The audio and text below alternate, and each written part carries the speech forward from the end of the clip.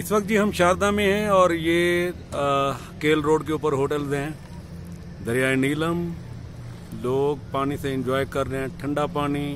जूं जूं शाम होती जा रही है उनकी बढ़ती जा रही है। और ये शारदा का वो शौरा आफाक पुल जो अक्सर आप मुख्तलिफ वीडियोज़ और फोटोज़ में देखते हैं। तो शारदा की शाम बहुत खूबसूरत होती है और एक ख़ास इसके अंदर एक रोमानियत है। शारदा की शाम में कभी आप आएँ और शाम को दरियाए कुन्हार के किनारे दरियाए नीलम के किनारे बैठें तो यकीनन आपको खुद से भी बात करने का मौका मिल जाएगा। इतना खूबसूरत माहौल, इतना खूबसूरत समा, हर मंजर खूबसूरत। आपका यहाँ गुजरने वाला वक्त बहुत शानदार होता है।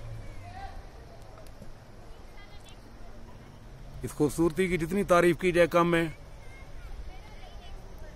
कोई शक नहीं कि वादी नीलम एक खूबसूरत वादी है।